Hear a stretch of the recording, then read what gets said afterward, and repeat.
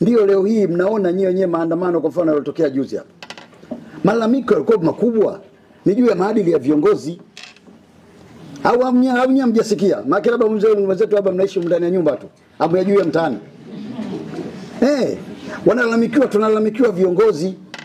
Kuna mtu mmoja kule anaitwa Ali Edha. Ana petrol station zake za Lake Oil. Zimechomwa zile kwa sababu zinasema za Liziwani. Zimechomwa zaidi ya 92 kanambia. Sasa imagine mtu zinachomwa fulani zake kwa sababu tu watu wanahisi fulani ndio anamiliki hizi.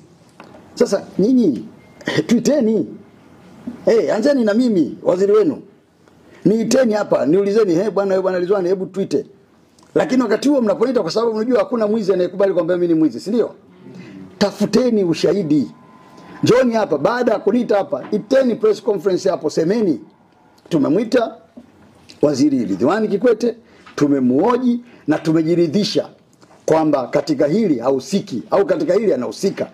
Waambieni sasa walio na ushahidi wa ziada waulete. Ndivyo mtaisaidia serikali.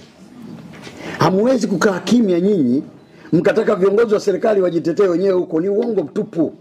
Hili jambo Mheshimiwa Jaji hatujafanya vizuri.